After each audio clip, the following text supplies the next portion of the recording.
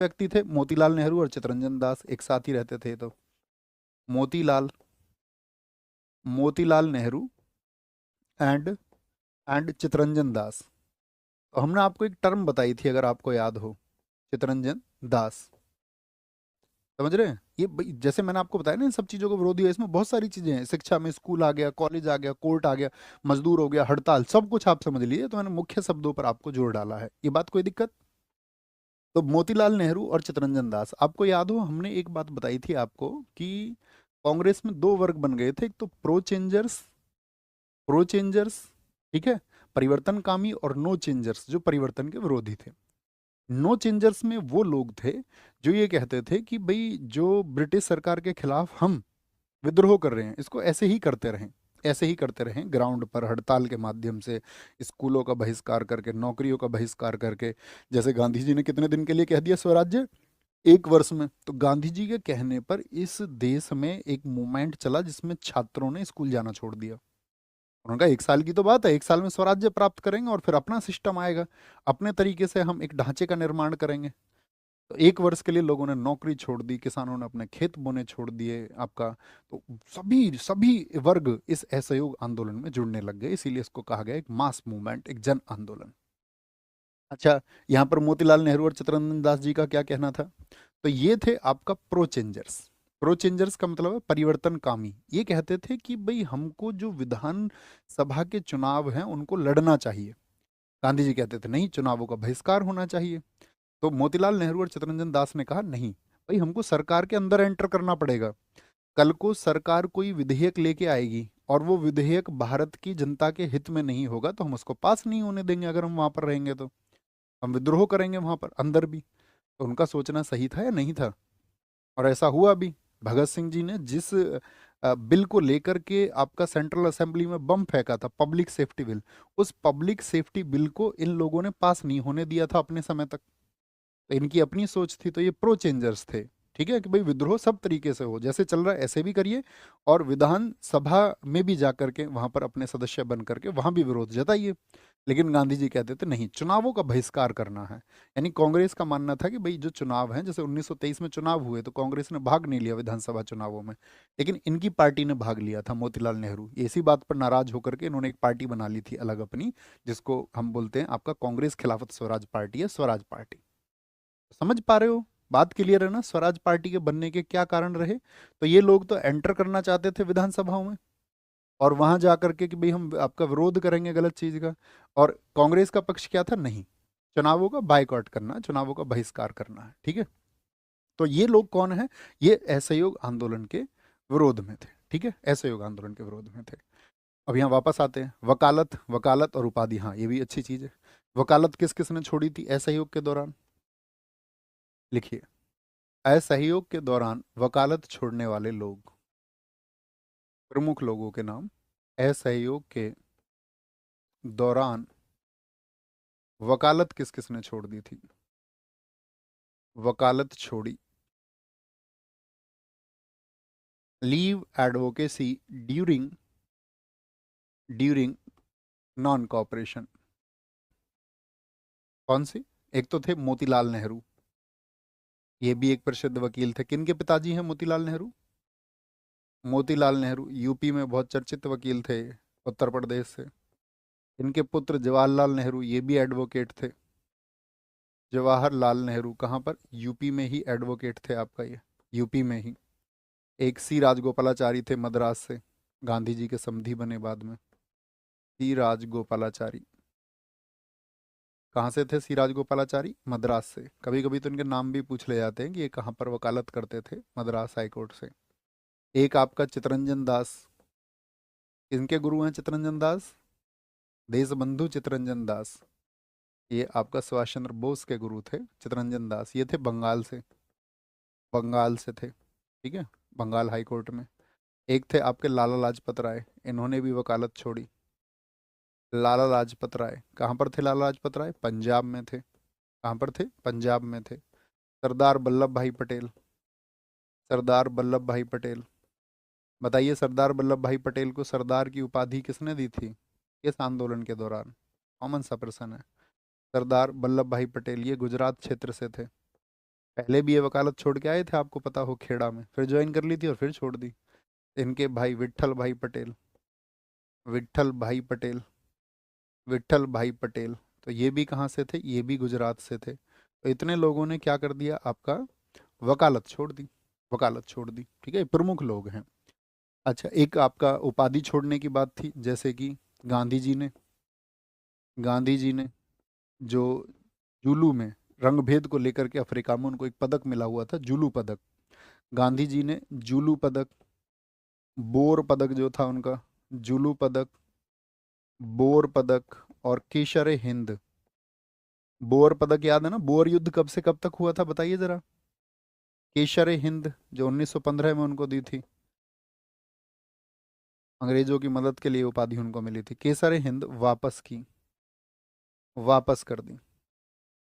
एक विरोध हमने किया शिक्षा का, एजुकेशन का, तो एजुकेशन के लिए अपना कुछ बनाना पड़ेगा, ठीक है। सर एंशिएंट हिस्ट्री कब होगी, अभी पहले जो जो पढ़ रहे हैं उसको तो पढ़िए। आप जब खाना खाते हो आज में, तो ये पूछते हो मम्मी कल क्या बनेगा, जो आज आज है उसको क्या बोल दिया, return the Zulu medal, bore medal and केसर इन द टाइटल। शिक्षा के लिए क्या किया है यहाँ पर, शिक्षा के लिए, फॉर एजुकेशन, फॉर एजुकेशन, शिक्षा के लिए क्या किया गया, फॉर एजुकेशन। तो यहाँ पर बोला गया कि भाई अंग्रेजों की शिक्षा का हम त्याग कर रहे हैं, तो गुजरात विद्यापीठ की स्थापना की गई, गुजरात विद्यापीठ, अंग्रेजी शिक्षा का एकदम से बहिष्कार करो, विदेशी शिक्षा का, ठीक है। इसी दौर में आपका बना जामिया मिलिया विश्वविद्यालय, जामिया मिलिया विश्वविद्यालय, मिलिया विश्वविद्यालय। अभी हमने बताया ना यूपीएससी में कितने कमाल के रिजल्ट्स रहे इसके। और आपका तिलक विद्यापीठ की स्थापना हुई, बहुत सारे स्कूल बने थे, तिलक विद्यापीठ ये प्रमुख है, तिलक विद्यापीठ, तो ये इस दौरान में किया गया, असहयोग आंदोलन जब चल रहा था। तो असहयोग आंदोलन के दौरान यहाँ पर आपका आगमन होता है एक British Rajkumar Duke of Naught का 1921 में, इधर विद्रोह चल रहा था। एक घटना लिखी है यहाँ पर, फरवरी 1921 में, फरवरी 1921 में, 1921 में ड्यूक ऑफ नॉट भारत आया, Duke of Naught, Duke of Naught sorry, Duke of Naught का भारत आगमन, Duke of Naught came to India, Bharat आया, ठीक है। और जैसे पहले ही तो ये घटना हुई थी आपका प्रिंस वेल्स के आने से पहले, तो ड्यूक ऑफ नॉट जब भारत में आया तो उसका क्या किया गया, उसके स्वागत का विद्रोह किया गया, भीड़ ने स्वागत का क्या किया, उसके का विरोध किया, oppose to his welcome, opposed the welcome, opposed the welcome. अब एकदम चरम पे चल रहा था आंदोलन अपने पे, धीरे धीरे लोगों के अंदर सूचनाएं भेजी जाती, मैंने कहा ना एक रचनात्मक कार्य करने वाले लोग गांव गांव जा रहे थे, गांव गांव लोगों को अवेयर कर रहे थे कि भाई हम यूनाइट इंडिया हैं, है ना, हम सब एक हैं, हम सभी धर्मों के, चाहे हमारे धर्म अलग अलग हों, हमारे मजहब अलग अलग हों, हमारी संस्कृति अलग अलग हो सकती है, हमारा पहनावा अलग अलग हो सकता है, हमारी भाषा, हमारी बोली अलग अलग हो सकती है, लेकिन हम इस देश के वासी हैं, और हमारे अंदर वो राष्ट्रवाद की भावना होनी चाहिए कि हम सब एक है। लोगों को आपका जाकर के अवेयर किया जा रहा था कि किसी भी तरह से आप जो है जात पात की भावना को भूल जाइए, धर्म की भावना को भूल जाइए, हम सब एक हैं। और यदि हम सब भारतीयों ने ये ठान लिया कि हम सब एक हैं, और सही मायने में वह भावना हमारे अंदर संचार कर गई, अगर हमारे ब्लड में ये बात फॉलो होने लगी कि भाई हाँ हम सभी एक हैं, तो हम एक तटस्थ, एक जबरदस्त भारत का निर्माण करेंगे। तो ये मूवमेंट चल रहा था बहुत जबरदस्त तरीके से। तो यहाँ पर कोई भी विदेशी तो बहिष्कार कर रहे थे, ड्यूक ऑफ नॉट आए, भैया तुम जाओ वापस, तुम्हारा कोई काम नहीं है। तो इसके बाद में आता है दिसंबर 1921 में, दिसंबर 1921 में, 1921 में प्रिंस ऑफ वेल्स, राजकुमार था ब्रिटेन का, प्रिंस ऑफ वेल्स का आगमन हुआ बंबई में। तो क्या किया भीड़ ने, भैया इसको घुसने नहीं दिया, प्रिंस ऑफ वेल्स का आगमन। और इसका तो इतना जबरदस्त बोलेंगे विद्रोह किया यहाँ पर, इतना विरोध किया इसके लिए, arrival of Prince, Prince of Wales, Prince of Wales का जैसे ही आगमन हुआ, और ये आगमन कहाँ पर हुआ था, बम्बई में, बम्बई में, और याद रख लेना, यहाँ पर इतनी भीड़ पहुंच गई इसका विद्रोह करने के लिए, बहुत जबरदस्त भीड़ बम्बई में 1921 में। उन्होंने कहा इसको एंटर मत करने दो, और हमारे देश का ये हाल इन अंग्रेजों ने बनाया है। तो उस भीड़ को नियंत्रित करने के लिए, इतनी ज़्यादा भीड़ थी, उस भीड़ को नियंत्रित करने के लिए अंग्रेज सरकार ने गोलियां चला दी। गोलियां चला दी तो काफ़ी लोग मारे गए। ठीक है। तो काफ़ी लोग जब हताहत हुए, काफ़ी लोग जब उसमें आपका घायल हुए, काफ़ी लोग मारे गए, तो यहाँ पर गांधी जी ने एक उपवास भी रखा 5 दिन का। पूछा जाता है गांधी जी ने आपका मृतकों के लिए 5 दिन का उपवास कब रखा था, तो आप याद रख लेना, जब आपका प्रिंस ऑफ वेल्स आया था 1921 में, तो वहां पर जो भीड़ थी उसको आपका तितर बितर करने के लिए गोलियां चलाई ब्रिटिश सरकार ने।